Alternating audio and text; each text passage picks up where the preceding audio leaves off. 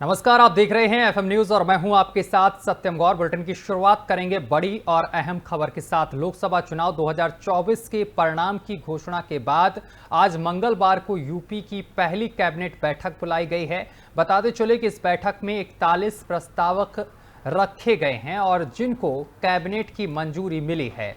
बताते चले कि जिनमें 26 प्रस्ताव जल शक्ति विभाग के पास हुए हैं और जल शक्ति विभाग की 26 परियोजनाओं को मिली मंजूरी। बड़ी जानकारी आप तक हम पहुंचा रहे हैं। बताते चले कि बुंदेलखंड की 26 परियोजनाओं को मंजूरी मिली है। ललितपुर, झांसी, महोबा, मिर्जापुर, महोबा जैसे जिलों से जुड़ी परियोजनाओं को मंजूरी मिली है। राज्य विश्वविद्यालय से राज्य शब्द हटाने का प्रस्ताव भी पास हुआ है और 2 निजी विश्वविद्यालय को लेटर ऑफ इंटेंट देने का प्रस्ताव हुआ है पास।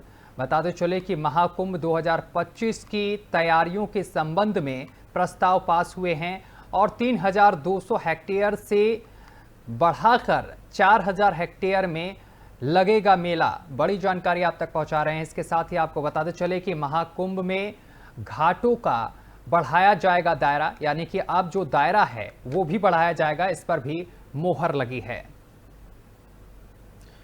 खबर पर अधिक जानकारी के साथ रामानुज भट्ट, पॉलिटिकल एडिटर, हमारे साथ जुड़ गए हैं। अधिक जानकारी के साथ रामानुज भट्ट, जो बैठक हुई है किन किन प्रस्तावों पर मोहर लगी है?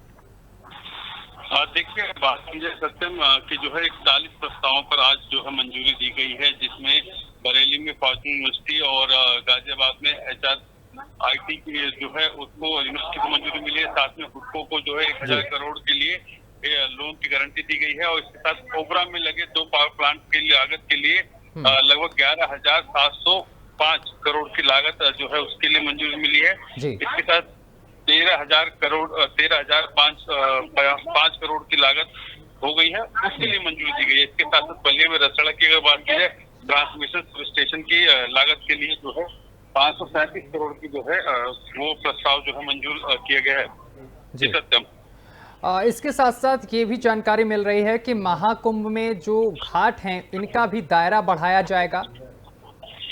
लेकिन जाहिर सी बात है कि पिछली बार जो अर्ध कुंभ था उससे बड़ा आयोजन यानी कि महाकुंभ का आयोजन होना है और ऐसे में उस महाकुंभ की जो है दायरे को जो है बढ़ाया जाएगा और वहाँ पर जो जमीन है उस पर जो है आवंटियों को जो है ज्यादा से ज्यादा सहूलियत मिल सके और इसके साथ साथ जो श्रद्धालु आएंगे उनको बेहतर व्यवस्था मिल सके, इसके लिए जो है वो दायरा बढ़ाया जाएगा और इस प्रस्ताव पर भी आज कैबिनेट में मंजूरी मिली है। जी चलिए, बहुत शुक्रिया आपका हमारे साथ जुड़ने के लिए, तमाम जानकारी साझा करने के लिए।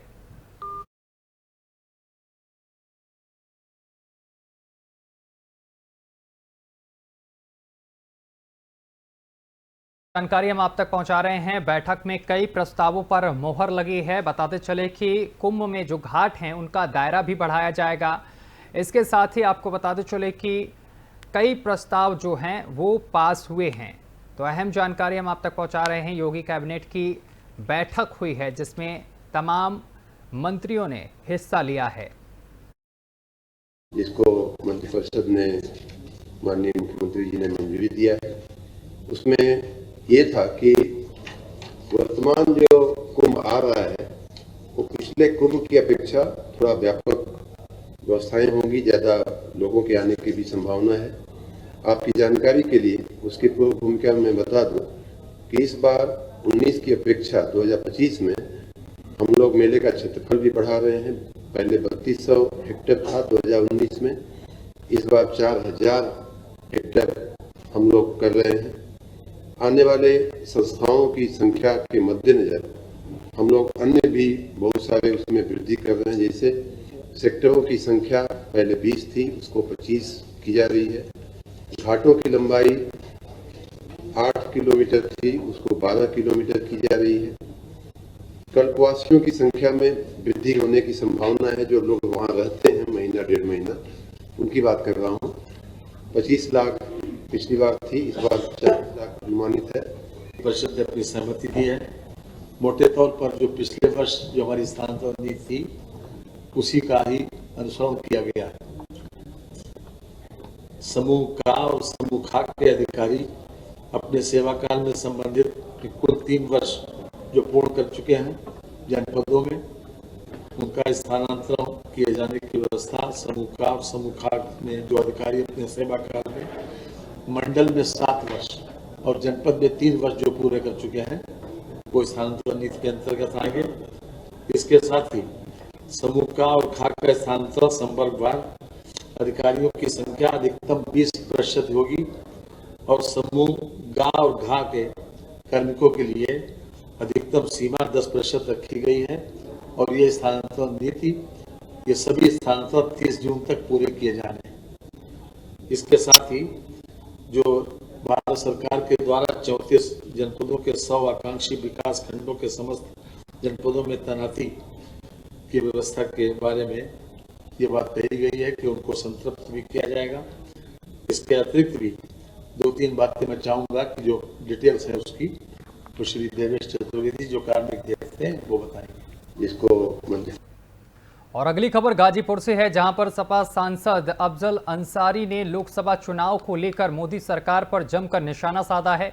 इस दौरान सांसद अफजल अंसारी ने उत्तर प्रदेश में बीजेपी को जो 33 सीटें मिली हैं उसमें 30 सीट योगी की बदौलत जीते हैं, ये कहा है। इसके साथ ही उन्होंने कहा है कि इस चुनाव में मोदी का जादू कहीं देखने को नहीं मिला। अगर जादू चला होता तो वाराणसी के अगल बगल की सीट भाजपा नहीं हारती। इतना ही नहीं, अफजल अंसारी ने जम्मू कश्मीर में हुए आतंकी हमले पर उपराज्यपाल मनोज सिन्हा पर कटाक्ष करते हुए कहा है कि जब इसके पहले भी आतंकी हमला हुआ था तब मनोज सिन्हा गाजीपुर में चुनाव लड़ा रहे थे, तो पता कीजिए कहीं इस हमले के वक्त भी वह दिल्ली में तो नहीं थे।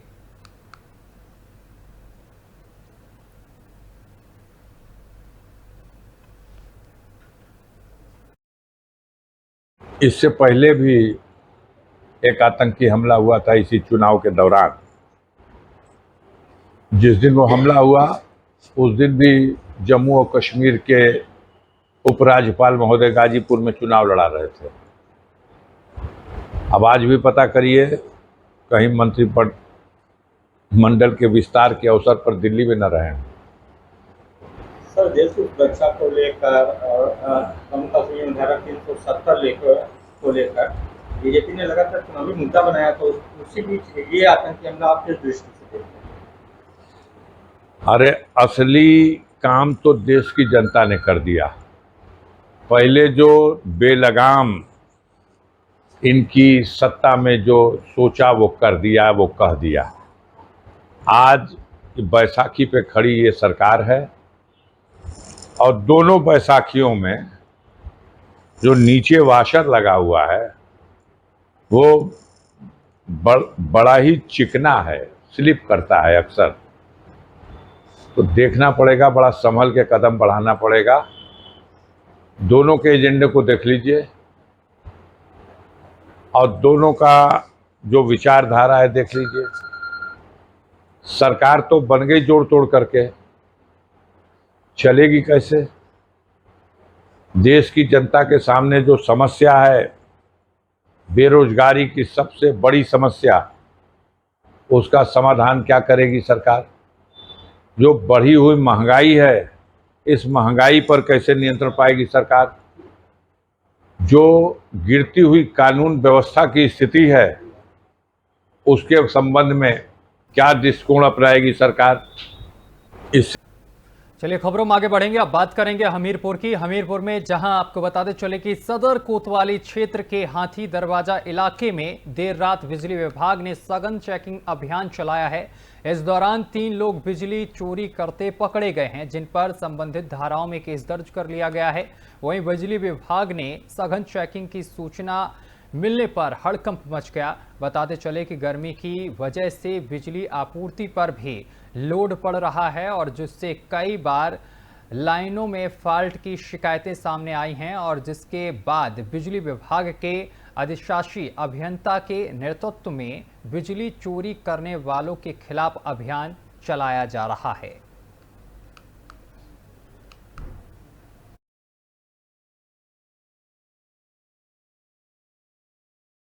बेसिकली ये अभियान जो हम चला रहे हैं ये हम रात्रिकालीन चेकिंग चला रहे हैं, क्योंकि वर्तमान में गर्मी ज़्यादा होने से आप भी देख रहे हैं डिमांड जो है लगभग 65% बढ़ गई है।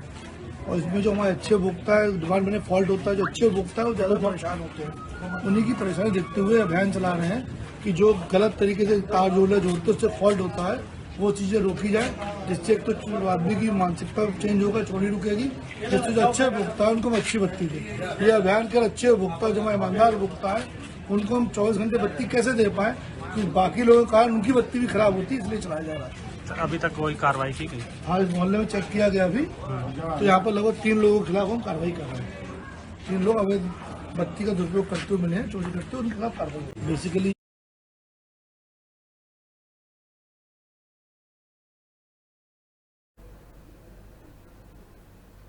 खबरों में आगे बढ़ेंगे। अगली खबर जालौन से सामने निकल कर आ रही है, जहां पर जिले के पुलिस अधीक्षक डॉक्टर ई रजा राजा ने रिश्वत लेने के मामले में बड़ी कार्रवाई करते हुए 2 पुलिसकर्मियों को बर्खास्त किया है, और जिनमें से एक सिपाही को अक्टूबर 2023 में 6,000 रुपए की रिश्वत लेते रंगे हाथों गिरफ्तार किया गया था, जबकि दूसरे सिपाही को जून 2023 में दूसरे के स्थान पर ग्राम विकास अधिकारी की परीक्षा देते हुए पकड़ा था, और जिसके बाद दोनों के खिलाफ जांच बैठाई गई थी, और जिसकी विभागीय अधिकारियों ने जांच रिपोर्ट उच्च अधिकारियों को भेजी है। इसके बाद एसपी ने कार्रवाई करते हुए दोनों को बर्खास्त कर दिया है।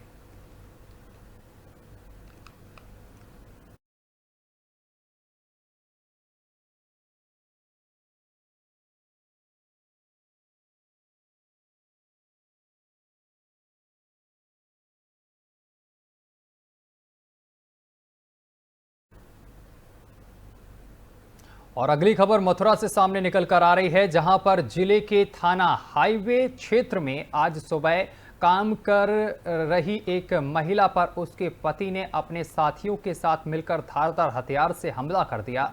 हमले में पत्नी गंभीर रूप से घायल हो गई है, जिसे इलाज के लिए अस्पताल में भर्ती कराया गया है। वहीं वारदात के बाद आरोपी पति मौके से फरार हो गया है। मिली जानकारी के मुताबिक आरोपी पति अपनी पत्नी को बाहर काम करने से मना करता था, जिसके ना मानने पर आक्रोशित होकर साथियों के साथ मिलकर काम पर जाते समय सिर में चाकू मारकर घायल कर दिया है, जिसका अब इलाज अस्पताल में चल रहा है।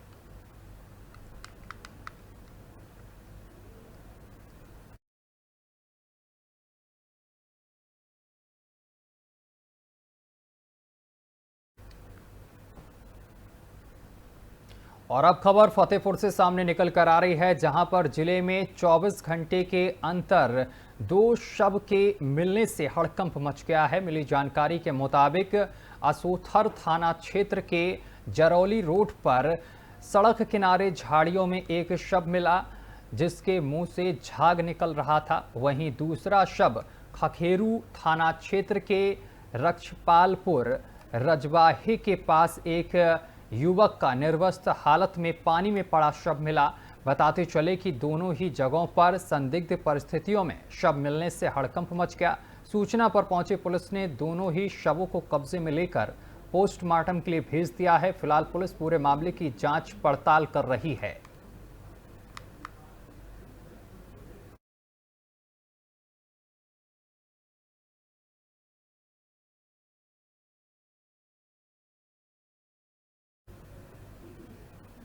और अगली खबर मुजफ्फरनगर से सामने निकल कर आ रही है, जहां पर जिले के कई मंडी थाना के कोतवाली क्षेत्र में 2 मजदूरों से बर्बरता का मामला सामने निकल कर आया है, जहां अपने वाहनों का किराया मांगने पर दुकान मालिकों ने 2 मजदूरों की पिटाई कर तालिबानी सजा देते हुए बंधक बनाकर उनकी जमकर पिटाई कर दी है, जिसका वीडियो भी सामने निकल कर आ रहा है।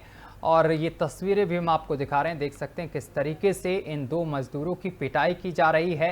वहीं दुकान मालिकों की बर्बरता पर दोनों मजदूरों ने एसएसपी से कार्रवाई की गुहार लगाई है।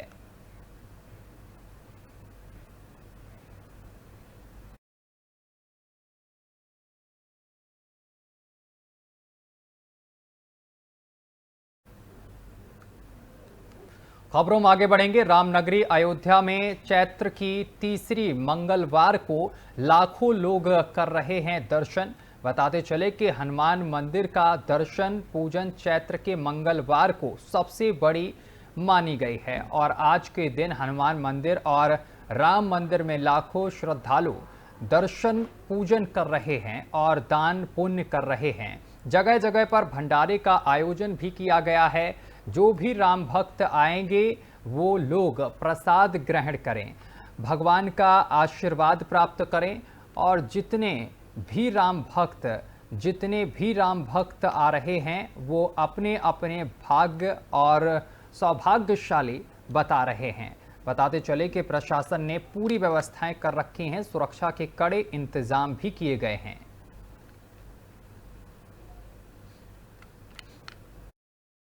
देखिए, समाज सेवी संस्था अयोध्या धाम की तरफ से आज जगह जगह कार्यक्रम जो है चल रहा है और राजेश यादव जी हमारे छोटे भाई हैं, इनके द्वारा जो है समाज सेवी संस्था के अयोध्या विधानसभा के वरिष्ठ साथी हैं, इनके द्वारा जो है यहाँ हनुमान जी का मंदिर है, बड़े पैमाने पर आज बूंदी का प्रसाद जो है बांटने का काम इनके द्वारा किया जा रहा है। बहुत बड़े पैमाने पर पूरा दिन लगभग चलेगा। रामनगरी अयोध्या में लाखों के श्रद्धालु इसमें पहुंचे हुए हैं और जगह जगह पे कार्यक्रम चल रहे हैं। जगह जगह पे ये कितना सौभाग्यशाली का समय है। देखिए, बड़ा मंगलवार है, तीसरा मंगलवार है। अब बड़े पैमाने पर तीसरे मंगलवार को प्रसाद बांटने से और उनका हनुमान जी का दर्शन करने से सारे दुख और सारे कष्ट का जो है दूर करते हैं बजरंगबली की कृपा से। और ये हमारे साथी हैं, इनका भी कारोबार आगे बढ़ रहा है हनुमान जी की कृपा से। ये बड़े पैमाने पर ये भी दान करते हैं, ये हमारे मित्र हैं, साथी हैं। ये बड़े पैमाने पर इनके द्वारा कार्यक्रम चल रहा है। मैं आज हनुमान जी की कृपा से देशवासियों प्रदेशवासियों को हार्दिक शुभकामनाएं देता हूँ। देखिए, समाज। और अब खबर अमरोहा से सामने निकल कर आ रही है, जहां पर दबंगों की दबंगई सामने निकल कर आई है। दबंग पहले भी गांव में पत्थरबाजी कर चुके हैं। मामूली बात को लेकर दबंगों ने घर में पत्थर बरसाए हैं और घर में घुसकर जमकर मारपीट भी की है। बताते चले कि दबंगों के हमले में चीख पुकार मच गई है और हमले में एक किशोरी गंभीर रूप से घायल हो गई है। मारपीट का लाइव वीडियो भी सामने निकल कर आया है। मौके पर पहुंची पुलिस मामले की जांच पड़ताल में जुट गई है। ये पूरा मामला रजबपुर थाना क्षेत्र का बताया जा रहा है।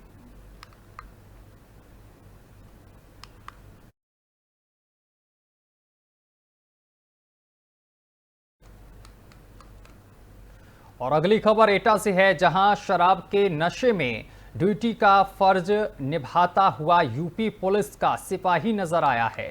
सिपाही का वीडियो सोशल मीडिया पर तेजी से वायरल हो रहा है। सिपाही शराब पीकर बीच सड़क पर चारपाई बिछाकर लेट गया और जिसकी वजह से सड़क पर वाहन और चाक, इसके साथ ही यात्री काफ़ी तरीके से परेशान नजर आए हैं। ये तस्वीरें भी हम आपको दिखा रहे हैं और काफ़ी वक्त तक रोड पर वाहन फंसे रहे हैं। ये पूरा मामला आवागढ़ जलेसर रोड के गांव भजनपुरा का है।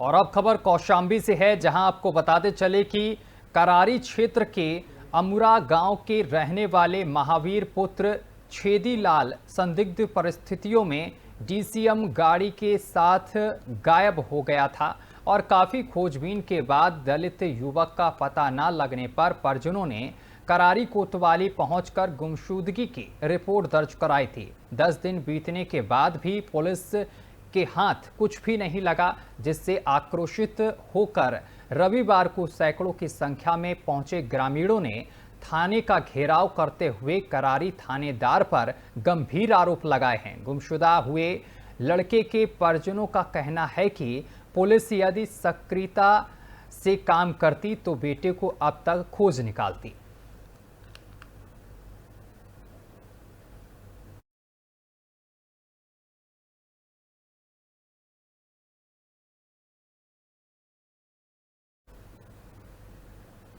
और अगली खबर भी कौशाम्बी से है, जहां पर कार सवार बदमाशों ने स्टाम्प विक्रेता के साथ लूटपाट की घटना को अंजाम दिया है। बताते चले कि 5,57,000 की लूट कर बदमाश मौके से फरार हो गए हैं। ऐसे में मौजूदा लोगों ने यहां पर शोर मचाया है। सूचना मिलने पर सैनी पुलिस एसओजी बदमाशों की तलाश में जुट गई है। बताते चले कि मामला सैनी थाना क्षेत्र के नगियामई के पास का बताया जा रहा है।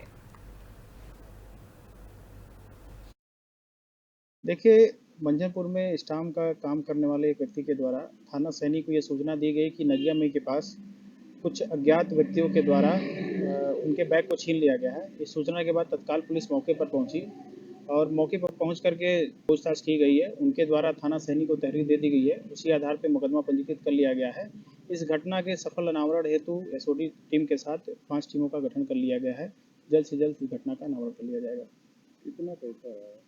जो तहरीर दी गई उसके आधार पे 5 लाख की लूट हुई है और इसके अनावरण हेतु प्रयास किया जा रहा है। देखिए, मंझनपुर में मथुरा थाना क्षेत्र के बताते चले कि कोतवाली क्षेत्र स्थित मथुरा न्यूरो हॉस्पिटल में मरीज के परिजनों ने किया है जमकर हंगामा और उपचार के दौरान मरीज को देखने गए परिजनों को अस्पताल के सुरक्षा गार्डों ने बदसलूकी की है। मृतक के परिजनों को अस्पताल में असला धारक गार्डों ने रोका है और जमकर हाथापाई भी की है। अस्पताल से बाहर निकाल दिया है। मृतक बंटू पुत्र नाइम निवासी सायपुर छाता जिला मथुरा की उपचार के दौरान मौत हो गई थी और मृतक के परिजनों ने जिसके बाद अस्पताल परिसर में जमकर हंगामा काटा है। वहीं सूचना पर पहुंची पुलिस पूरे मामले की जांच पड़ताल कर रही है।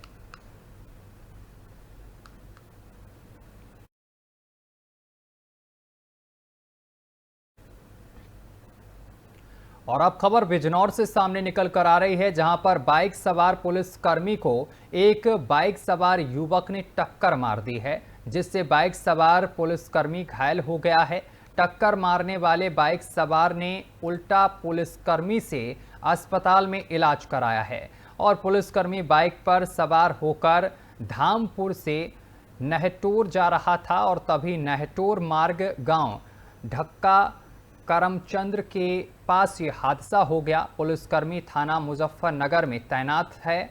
मामला थाना धामपुर क्षेत्र के नहटोर मार्ग का है।